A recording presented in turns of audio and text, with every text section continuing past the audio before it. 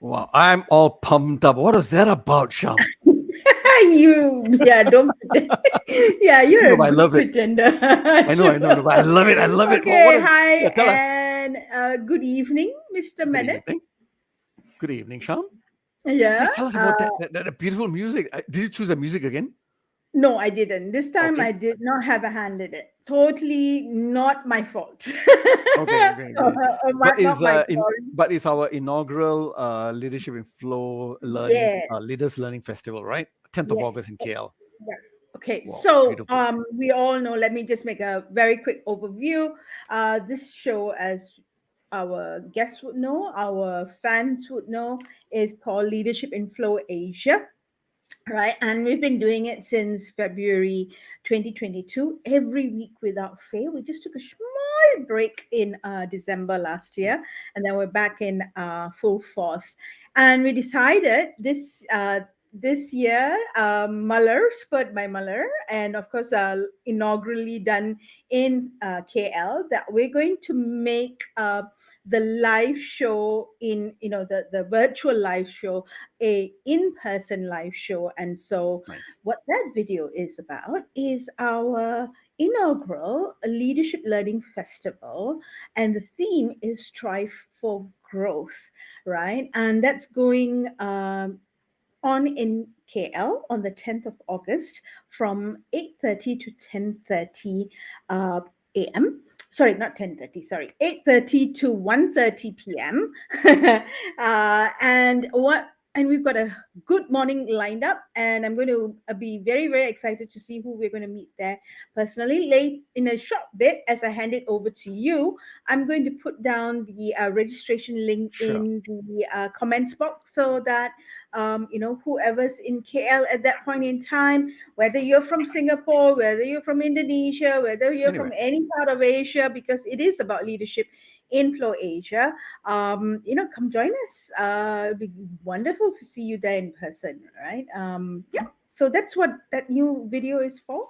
thank you. 2 weeks to go. Exciting. So yeah. So it's quite exciting, right?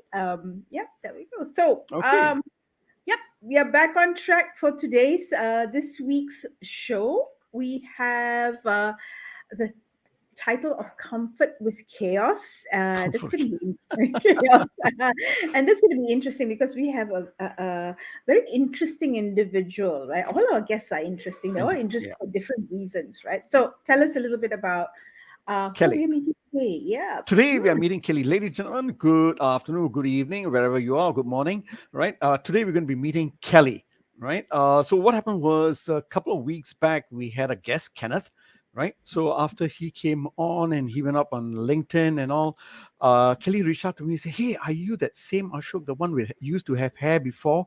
I said, yes, yes, yes.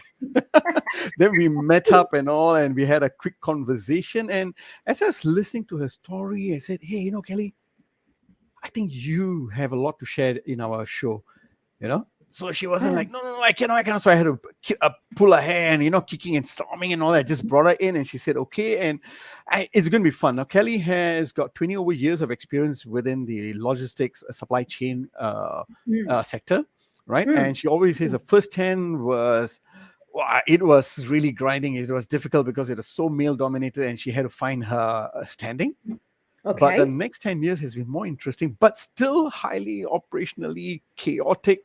But she's been having fun. So I tell you what, let's bring her on. Let's bring her on. Okay. We will do that. Let me change our perspectives and get myself demoted to where I should be sitting. Hi, Kelly.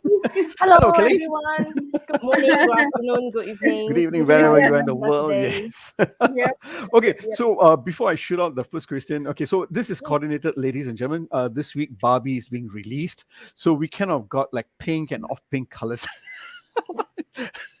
Shawnee is giving me that dirty look. No, it's not coordinated. No, it's not. It just so happened to be. Right. Yes. Okay, Kelly, thank you for saying yes to be in our show. And it's always been interesting to hear you, having met you 20 odd years ago and now, Yep. and listening to your stories about how excited you are about the logistic and supply chain sector. I'm going to start from there. All right. I'm going to Mm. start from there. I need to ask you this, right? What excites you about the logistics and supply chain sector? What really excites you? Okay. I think the first part of it is really easy for me for some reason that I don't know why. So I get really excited knowing that, hey, I know what to do, I know how to do, I know when to do, I know where to do. So it's actually doing the right thing at the right time at the right place. So that makes me in a very, I would say, balanced position. And Okay. of course, on top of that, when I see an issue, I know I can solve it very logically. Unlike many other different industries, like, I don't know, marketing, maybe finance, it is not as logical to me for my mind. But when it comes to logistics and its related problems, no matter which angle, it could be manufacturing, it could be transport, it could be freight, it could be warehouse, it is a very logical process flow within my own mind that I can actually come up with a solution. Okay. It's So, weird. so what I'm hearing is this, right? It's easy for you, right? Yes. It's because you have a very balanced position. When you see a problem, okay, these are the problems. These are chokeholds. These are I can solve that, Yep. right? Now, has it been that way for you even before you joined the sector? I think it has kind of always been like that. Whenever I see issues related to moving, related Okay. to transport, even I would say before I went into university, when I started knowing what logistics is about when I was in college, it was something that how come I think I know? I'm not sure if it's the right answer, but I think I know. Right. Which is why I decided to actually go into logistics. To begin with, I didn't know what I wanted to be. So I actually started thinking that maybe I want to be a lawyer, but of course my English was not good enough. So law was out of the story. And then I think maybe I want to try architecture, but there's no way I can be creative. I'm sure all my buildings is going to be like a square box and just going to go floor by floor, meeting the legal requirements of the ceiling height. And it's all going to be gray in color because that's so I said, okay, so that is out as well. So what is the next most logical thing for me is, okay, I think maybe business is more general. So when I got into it and I understand a little bit more about logistics, I'm like, hey, I think I really know it. So what was in my mind that I thought I know, I think I really know. So that's when I started to major in logistics as my final year for undergraduates. And of course, after that, I moved on to 2 more masters, which are all in supply chain and related industries as well. Wow. Wow. Yes, Sham, you have a question. It's a very simple question, actually. Aren't you bored? Bored? Yeah, aren't you bored? I mean, you've been in the same space again. So I mean, at some point, right? You come back. I mean, you come back and you might be dealing with the same issues, right? Same issues, same problems, and that's outside looking in, right? When people find out that I've been in training for close to 32 years, I specialize in a specific area, and they say, what keeps you going? Aren't you bored? Right? So outside looking in, we don't see certain things that you're seeing. So Yeah. aren't you bored? I really hope that there'll be one day that I'm bored. I'm so looking forward to that day. Every day is different. The whole supply chain is actually evolving, and so much more, especially after the COVID. Whatever theories that we thought we could practice before COVID, we actually cannot really apply it after COVID or even during COVID. I mean, just a very classic example, we always say just in time, which is a very key supply chain concepts that we have been practicing since early 2000s. Because a lot of things was predictable, selling schedule was predictable, cost was predictable, manufacturing capability was predictable, manpower resources was predictable. But when COVID struck, everything was not predictable. Just in time goes out of the window totally. We are back to the just in case, which is really weird because that was where I kind of started 20 years ago, where we were always trying to be extra careful from a supply chain point, that we try to build buffer, build inventory, build process, build checkpoints, build check and balance and things like that. And then as the world gets more and more efficient, it goes into the just in time, and then it seems to have flipped itself back to where it is 20 years ago. So as we progress the last 20 years, I never get a chance to be bored because every I won't say every day, but let's put it every month, there is something that is changing in the world. In one of my portfolio, I used to manage 10 countries in Asia. If Singapore is boring, which I'm happy that it is, there will be some fire in another one of the other 9 countries in Asia. Maybe the government has changed regulations. Maybe my warehouse has gone too full. Maybe my trucker has gone bankrupt. So, in short, I have never been bought yet. I hope the day will come soon. Okay. So can I then therefore assume that the fires in the different countries or the fires in the different areas are the one that are the things that keep you engaged, keep you in flow, keep you in that space where, I mean, I'm looking at you and I say, this lady is not stressed. She's looking like she's having a lot of fun, right? Even in the pre-show chat, I mean, goodness, I mean, the things that you're dealing with, if I'm in your position, I'll be snapping heads, heads will be rolling and kind of a thing. But you're kind of chill. You're in the groove, you're flowing with it, right? So would that be a correct assumption to say that these are the things? It's exciting, it's engaging? I would say that it is definitely exciting, engaging, but I also tend to see that there's only this much I can do as an individual contributor within the whole supply chain. Whatever I can do, if it helps, great. I bring value to the table, or rather I bring value to the chain, if I may say so. But there are so many times that I fail, but it is not me as the sole contributor of the failure, because the chain is really a many to many kind of relationship. So there are so many factors that is really not within my control.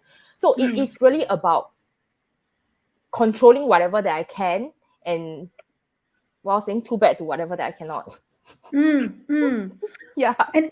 And Ashok, I just want to delve into that a little bit more, right? Because that's interesting. Many of us, and I don't want to generalize. So I think many of us tend to beat ourselves up with the things that we so-called fail in or are not able to produce results. All right, we're not able to give or achieve the goals that we're supposed to achieve, right? Whether it's a small project or it's a client or whether it's in the larger things, right?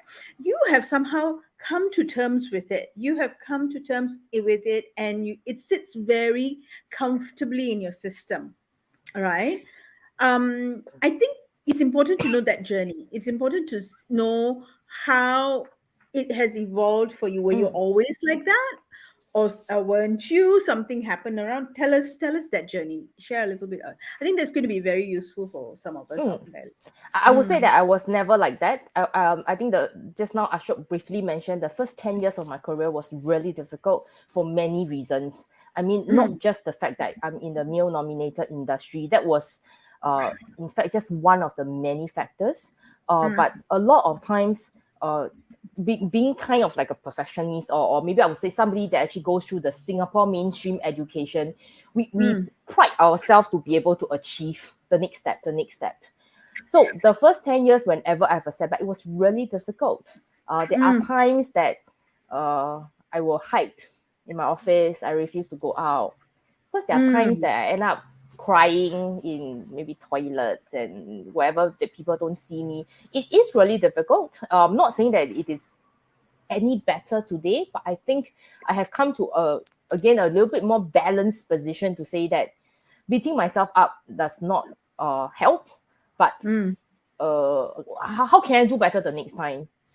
So it's always about the next time. Yeah. Wow. Such maturity. And you and I'm saying maturity because I know your backstory, right? You came into the space at the age of what, 22 years, right? And yeah, right. And then going into a global organization at the age of 26, right? And then moving on to the next position. I mean, I remember myself at 22 and 26, right? Almost like a headless chicken. All right. So that you're very anchored. You're very anchored to a way of thinking, right? So you didn't, I mean, you didn't have someone to go to at that point in time to ask, help you think through this thing, right? So what I'm trying to do, Kelly, is I'm trying to get into your head a little bit. So what was it? How did you think about it and say, you know what, don't beat myself up about this. There's only so much Mm, I can do, so much I can control. There's these other parts I could do. I ticked off on that. I did well. And so mm, what am I going to do differently about these things, right? mm, What what made you, what helped you? How do you think like that at the age of 22, at the age of mm. 26? That maturity. Yeah. That's why I said the first 10 years was really difficult. I don't think like that. For Mm, me, it's because I'm not bored. There are so many fires that I need to fight. I just keep going from task to task, task to task, project to project. I beat mm, myself up. Yes, I get really upset. I started crying. I started, I don't know, just shutting myself down. All that has happened. But I think I am where I am today because of that first tough 10 years that I have gone through. mm, A little story about how I think I kind of also stepped out a little bit of myself to not beat mm, myself so up, not beat myself up that bad. I think I had this boss in the SME when I was actually 27. So I moved from a regional role to actually a very much a SME. This boss really, in his mind, thinks that he really wants to train me up. He really teach me a lot. He brings me alongside for all his business meetings, for all his negotiations, and also internal meetings, shareholders meeting. After every meeting, he actually dissects the meeting for me. I don't know what is that. He'll just bring me along, and then at 27, I'm just as headless as any other 27 years old. I'm like, oh, one more task that I need to do is like a PA to my boss. So I went mm, back. Every time after I come out, I think that I have step up a little bit from myself to see what is it that is actually happening in a bigger picture. And mm, thanks to him, I think that 2 years that I was with him uh, was kind of the point that I was reaching like my 8, 9 years, that I was getting a little bit more comfortable in knowing that what I can do and what I cannot do. Because I also then see from the other perspective to say that who are the other stakeholder within the chain. So, for example, when he bring me to see customers say no, and then I'm like, what did I do? Did I do something wrong that I cannot meet what the customer is doing? Did we fail? Therefore, we lose the mm, deal. We couldn't get the margin that we want. The profits is affected. So when he dissect it, he will actually say that, okay, it's because of this, it's because of this. He go like really deep down into even individuals. mm, What kind, how do you deal with people like that? Who you should be talking to, who you should not be talking to. So that was the starting of the turning point of me being, I would say, a little bit more mature in how I actually manage stakeholders. And really thanks to him for that 2 years. After I moved on from that role, I would say that my stakeholder management got a lot better. And mm. stakeholder management is just not managing other people. It's also then me, like how I talk to myself as a stakeholder thereafter. Like, why is it you're like that? Why is it? But I'm one of the stakeholder in a whole group of people, right? Mm, So what mm. is it that I could have done better? What is it that I could not have done better? Of course, there are many times that I can still improve. Nobody is perfect, and I have made tons of mistakes, and I have helped company lose money as well. But it's about how we learn and kind of Yes, move on. yes, correct, right? It's failing forward, as Yeah, Denzel Washington said in that famous speech, right?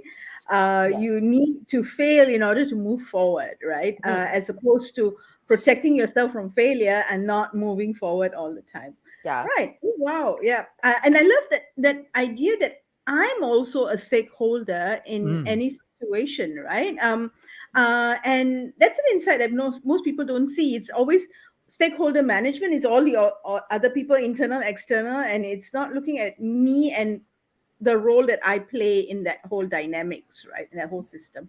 mm. Okay, Ashok, over to you, Ashok. You can No, summarize no, it. no. It's okay. It's okay. It's okay. Kelly, you don't have to mute. Only Sham has to mute. Okay. Okay. No. Wow. Thank you for that. That's like, again, there's another dimension I'm hearing from you, Kelly. It is a beautiful dimension because is it, when we started this conversation about 20 minutes back, I heard that you were very excited about operations, you know, Mm-hmm. and what I gathered was you enjoy solving problems. I could be wrong, but it Yes. appeared to me like you enjoyed solving problems. Mm, But at the back of my head was a question. So, but work is not just about trucks, warehouses, technology. A lot of it is about people. mm, And twice in that 20 odd minutes, you have mentioned balance. And you even mm, talked about moving out to reflect back in. And mm, all of that to me is the self discovery or the self awareness that we have continuously seen with our leaders who have come on board. Everyone gets into that space. And I'm so happy that at such a young age, you started moving into that, you know? Uh, how has this reflection helped you be a better leader? mm. I What are will the say things that that you've done differently? mm, I think it's good that I really started in a warehouse setting. So the first day when I started work, I was actually with DHL. I was managing the warehouse operations. So it was really difficult. I was just with any other one of the staff. I wear safety shoes to work. I wear the DHL uniform. I take the train, and you will see me when I reach the office. Sometimes I have to put helmet when I go on to hike and things like that. Um, but being there really helps me to see what is it that different people have from a different angle.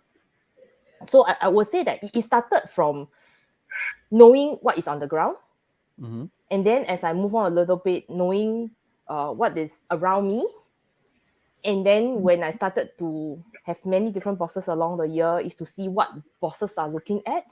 I would say that then it puts me in, well, when I was young, I always think I'm in the center of the universe, right? As with most kids and in fact most youngsters, right? So I'm like, okay, now I'm in the middle. Okay, everybody's around me. But then you come to a point that, hey, actually I'm not in the middle. I think I'm right at the corner now, because maybe everybody is pushing against me.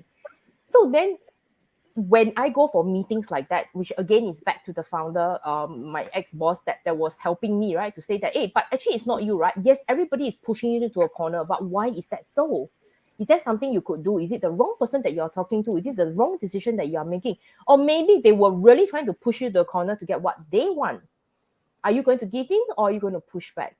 So I think it is about being able to see from different people's viewpoint that kind of gets me a little bit out of my own body to then see what is it that is within me. Even today in a startup, there are many things that can go wrong, will go wrong, Mm. and even more. There's a lot of self-doubt. A lot of times I end up having to call one or two of my staff that reports to me, and I'll ask them, do I make sense? Please tell me if I don't. Do I make sense? Please tell me if I don't. Because there's always this self-doubt as well. Because I am only, again, one individual party within a very, very long supply chain. Wow, wow. I love that because you're continuously reflecting and seeing, you are exercising empathy, you're continuously reflecting and seeing what's the impact and where is the value that you are always delivering at everywhere. And you're, and I think you've been handheld in a way where it's clear now that it's not just it's last time you blamed yourself, but now you're looking at various factors. Is it myself is just one thing? Is it the stakeholder? Is it the decision making? Mm, Or perhaps it's something that they want, so they're cornering you. So mm. therefore, how do you now go deeper and understand? You know? Maybe So it it's also having makes me feel a bit better when I blame people, right?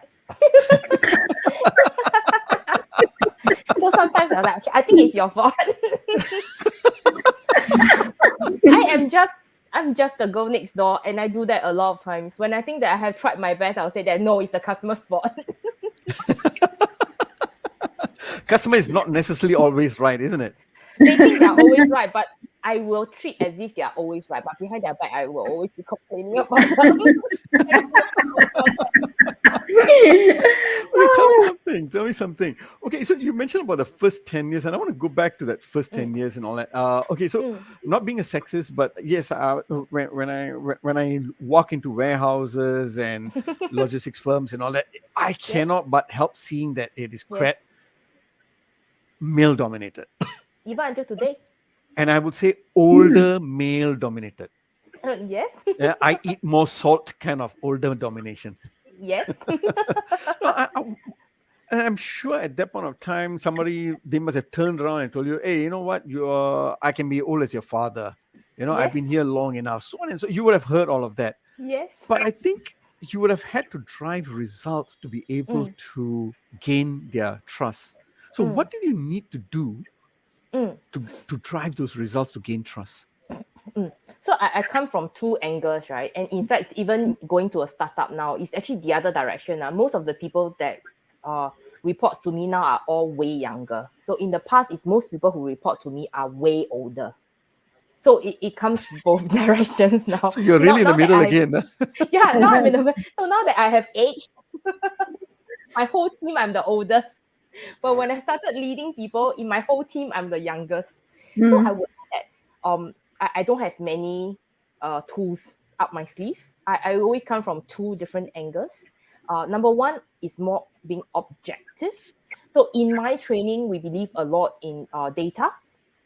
Mm. So what is it that is telling us from the business Mm. point, from a operations point, from a inventory point, from a financial point? So it's all about data. I think second is coming from a process point. So what process is it before that, the to be process? So that is being objective. I think Mm. second boils down to the person.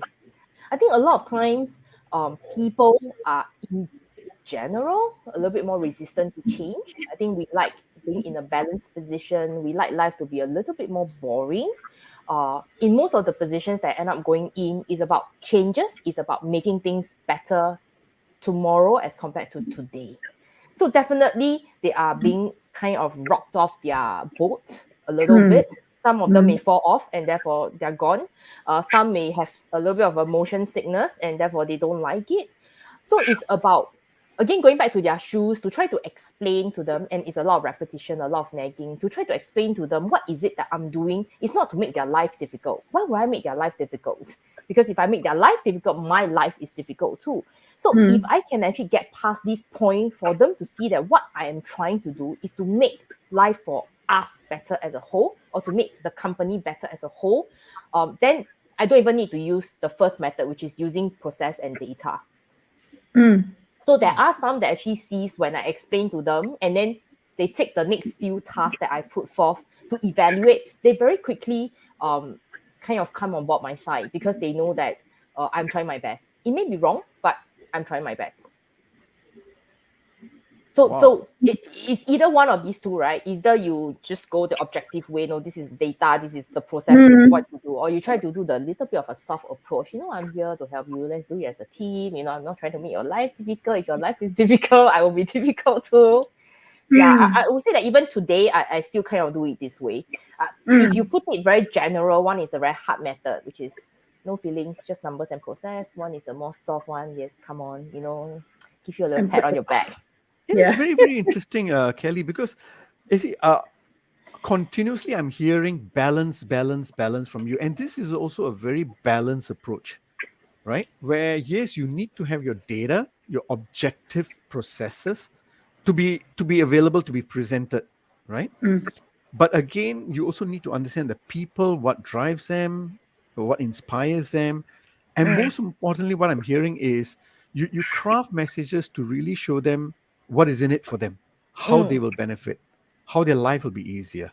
And what I'm yeah. hearing is it is not one or the other. It's probably going to be a balance of both, Yeah. right? And I don't always get the balance correct. A lot of times it's off, and then that's it. I'll probably lose the trust of one or two of the staff. Mm. It's not easy to get that balance. I tend to think that my success rate is a little bit higher now as compared to 10 years ago, but it's still not 100%. I lose Mm. people along the way.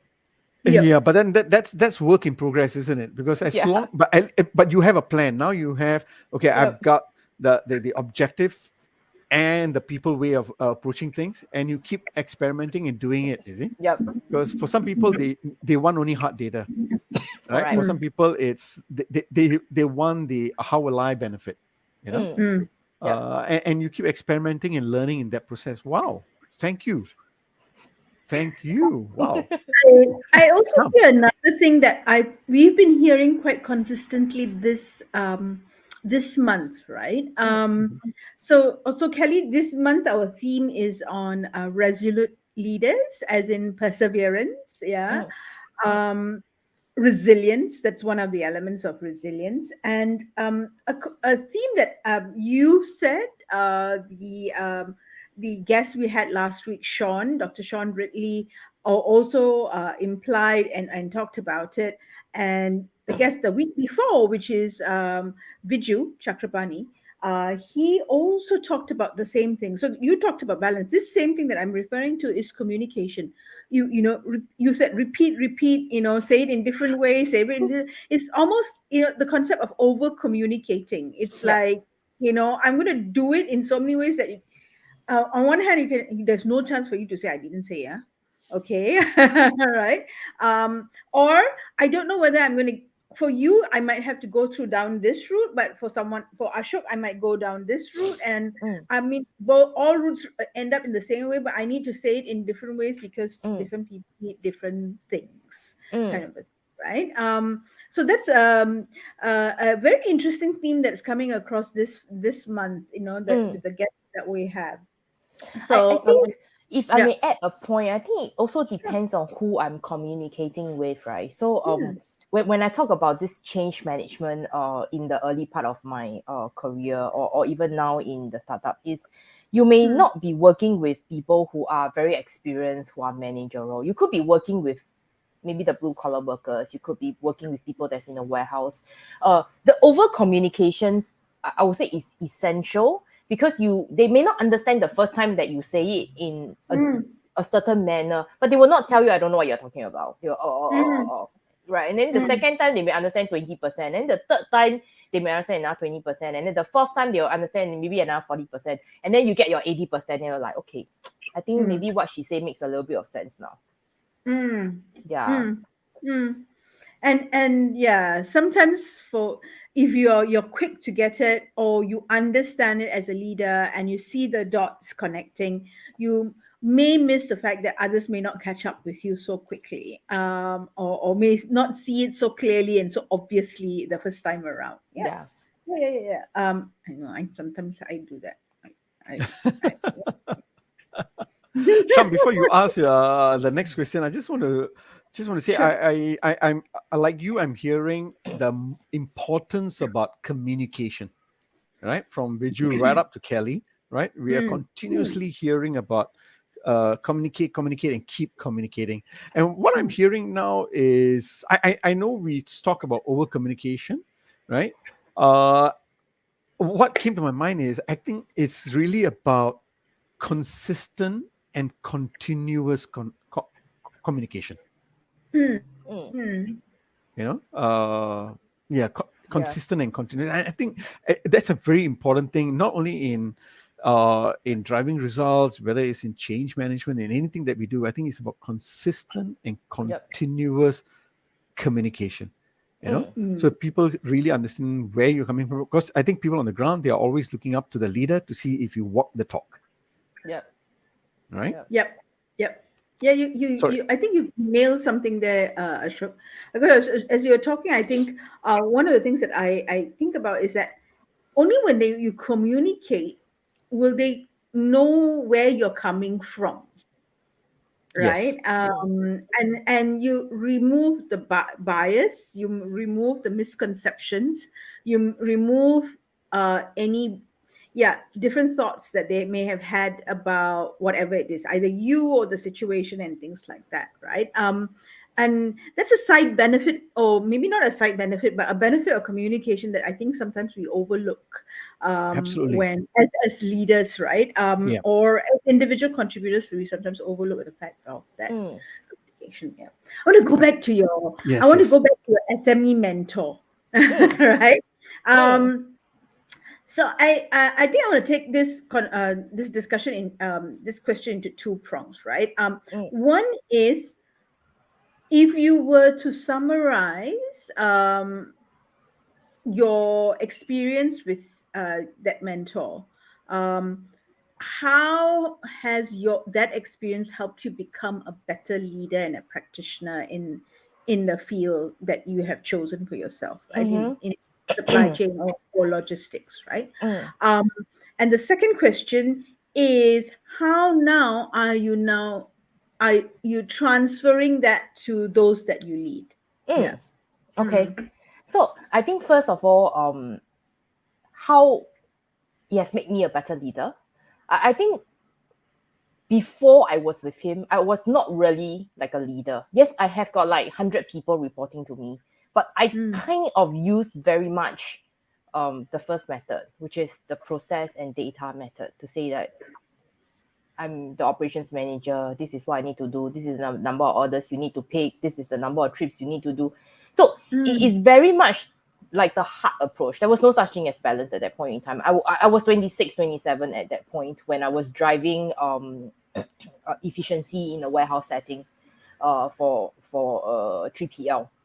But when I was with him, it begins to it suddenly occurs to me that hey, it's not just about this data and processes, but what else does people look up to? Which is when I started seeing this soft approach that he's using, the over communications that he's using, the convincing power that he's using. So that point, I was 8 years, I would say, into my career, and it begins to see that hey, it's not about data. Because the last, when I was 25 to 28, I think I was really, really, really hard on using data, because that was when I graduated from US, came back, and I'm like, okay, I am all equipped. I have all the tools, I have all the systems that I can use, and I'm going to show you what you are doing is not good enough, right? So there wasn't anything about people. I did a successful 3 years after I graduated, came back, and then I went to this SME. But then it kind of soften me down, I would say, a little bit, to not being like super hard and like super iron lady kind of thing. So that really changes me in terms of how I lead. That I am hard from a results point, but soft from a process point, I would say, from a human point. And fast forward, we're talking about 15 years later, which is today.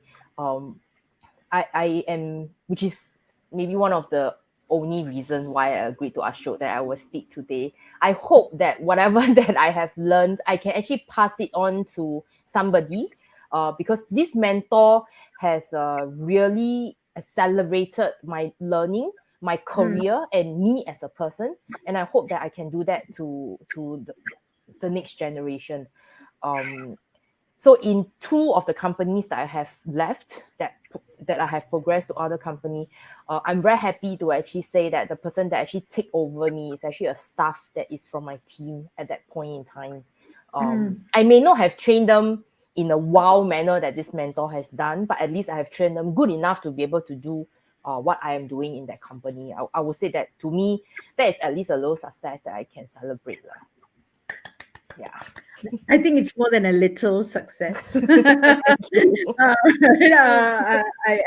Yeah, you don't want to downplay that. And that's interesting, because in the pre-show chat, you said you, and this is something another guest also said some time ago, some back, right?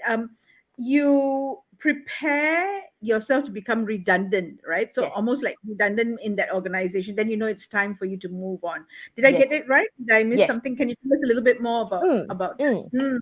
So after this mentor, I went to another company, slightly bigger, but it's also SME, and I was with them for 6 years. So at the 5th year mark, I identified my successor. Things was a lot more stable. They were expanding. I was maybe trying to look out, but not exactly trying to look out. But at that point, I was actually away from Singapore between 50 to 70% of the time. And I had 2 young kids at that point in time.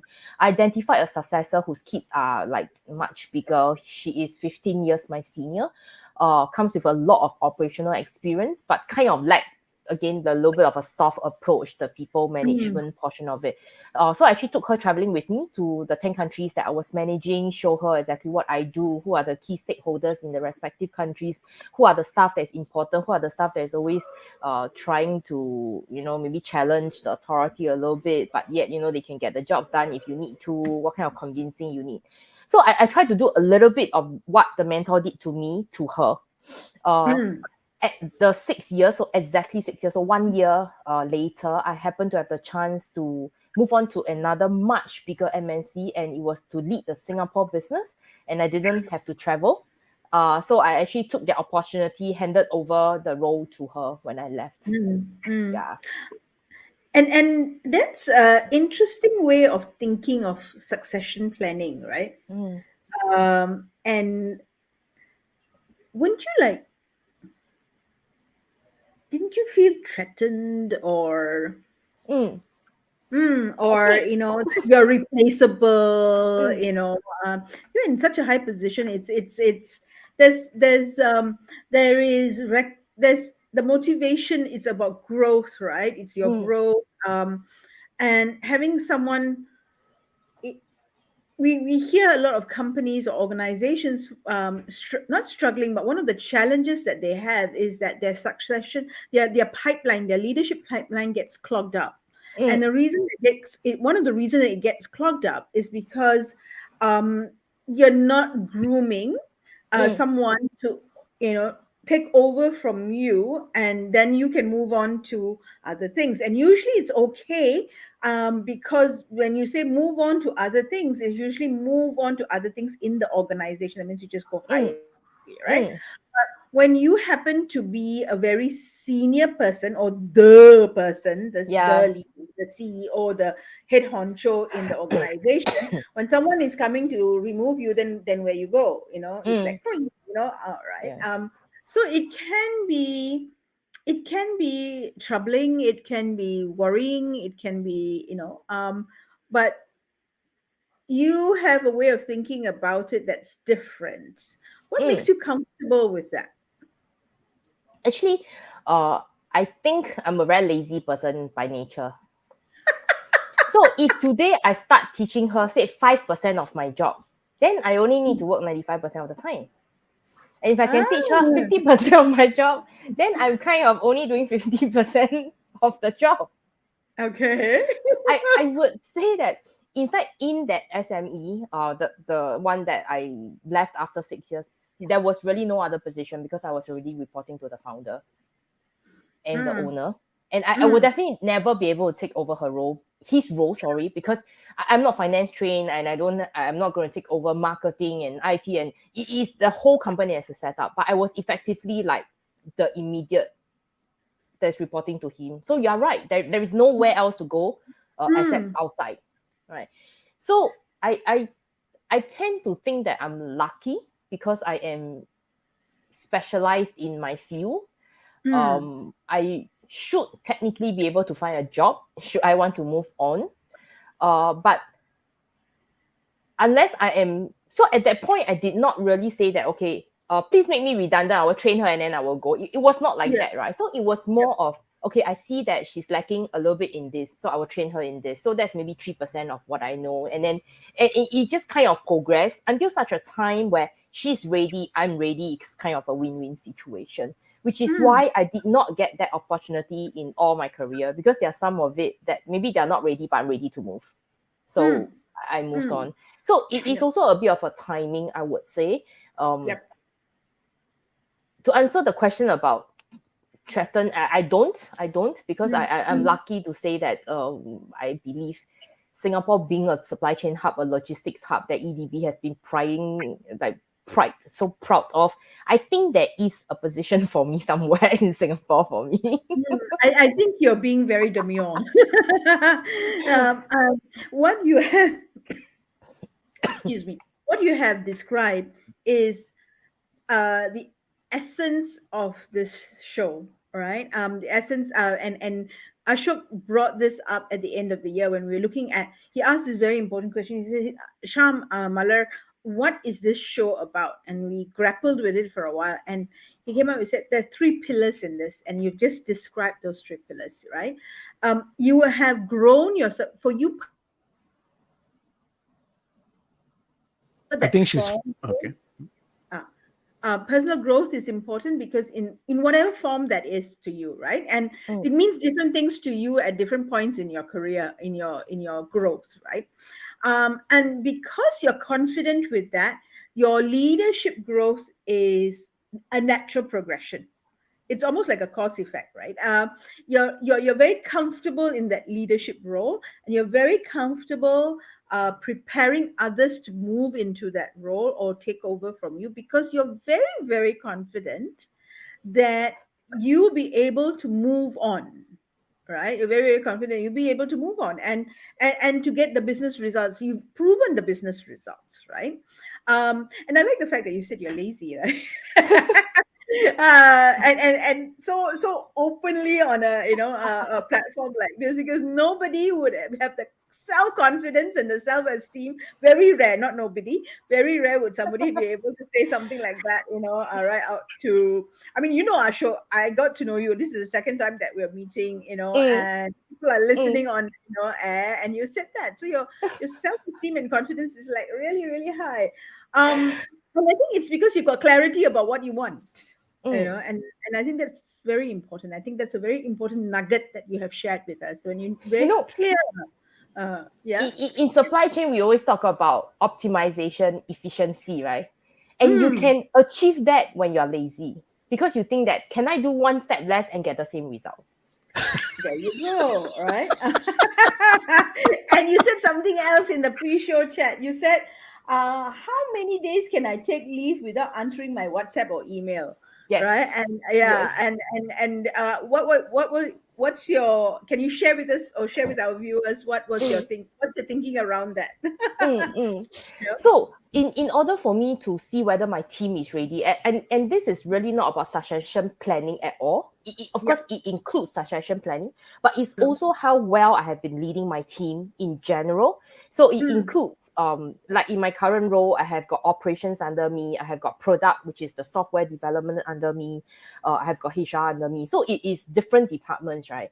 So how do I see if I have actually value add to my role, or whether have I contributed to the company? mm, It's very difficult to have a KPI that you can measure that says mm, that you have succeeded. Of course, from a financial numbers, you have your GP, you have your revenue. Of course, yes, that shows how successful you are.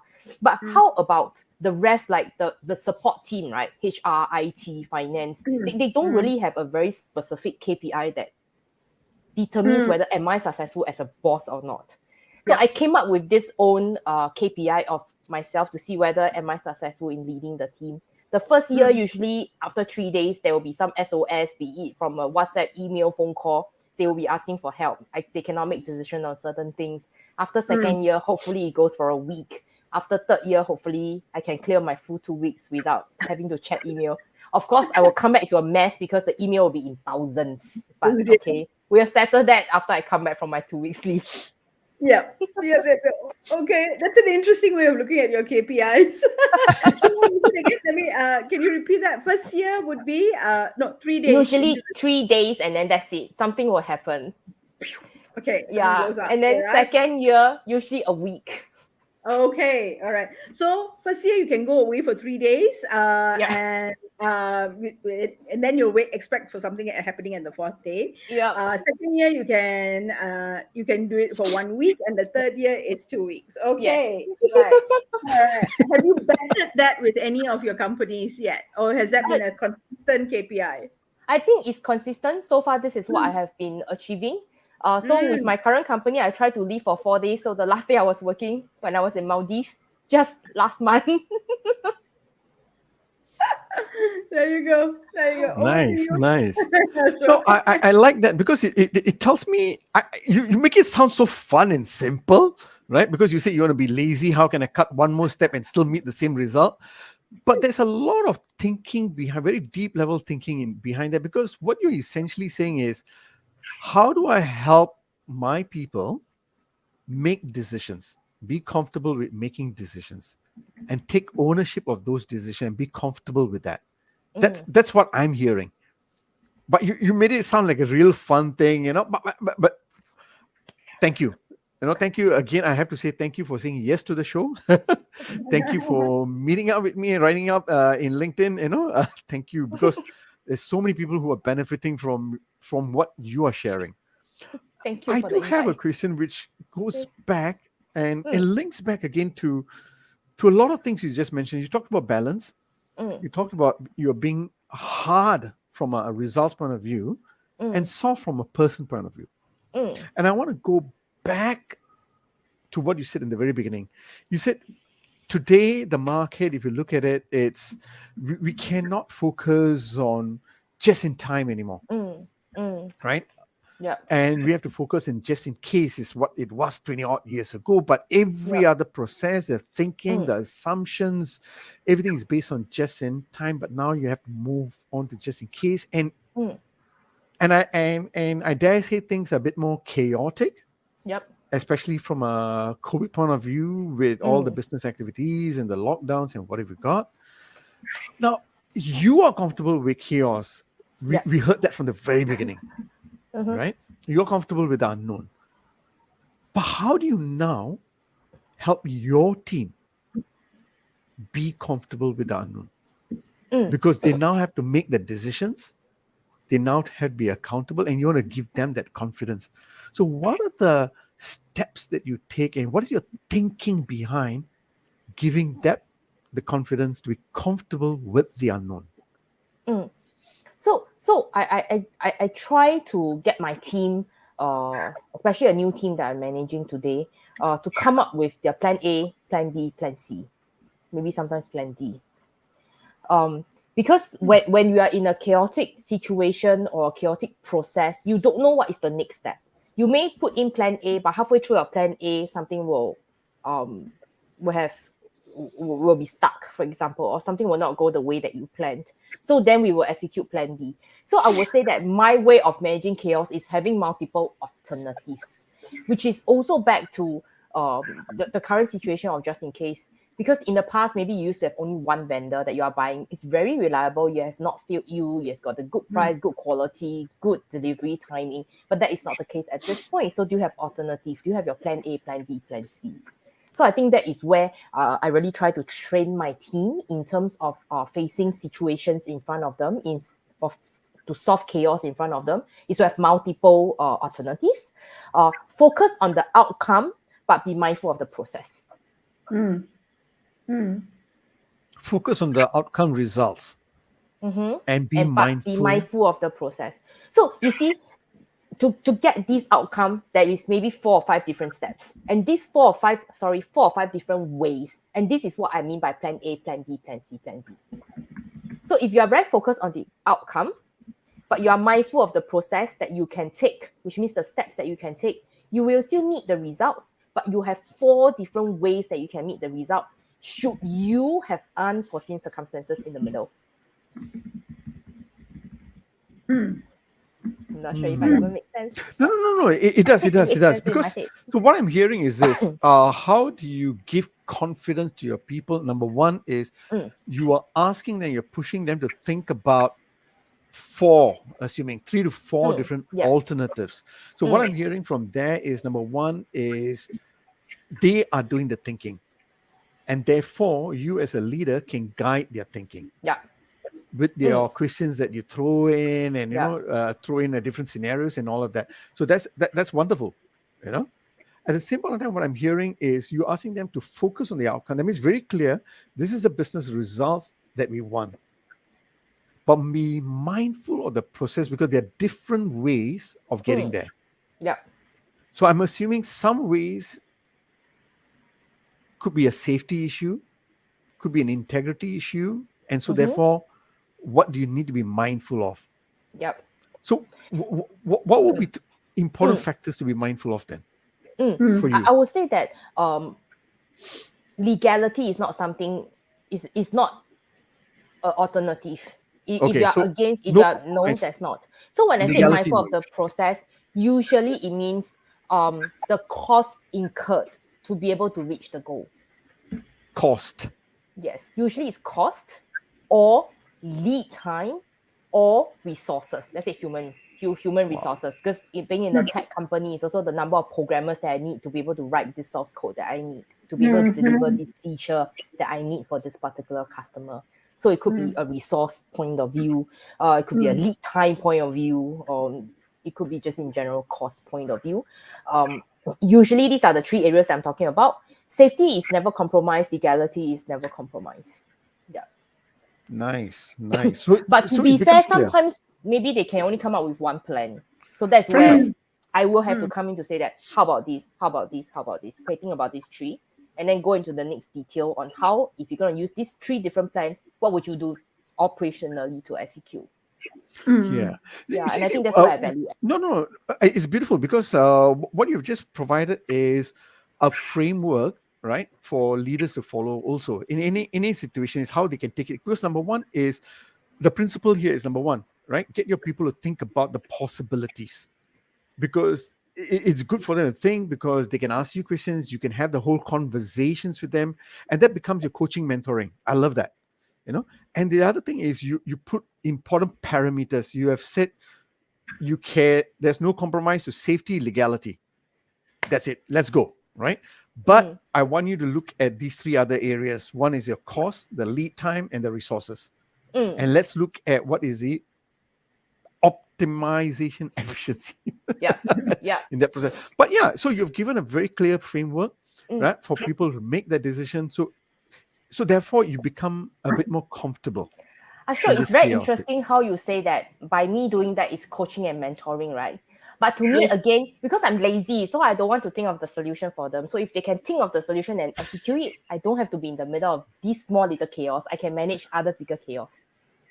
Maybe Beautiful. that's what we should do when we do coaching and mentoring programs. We should tell leaders become lazy. Now need to teach them how to be lazy, right? Or think No, lazy. you're Because right. You're right.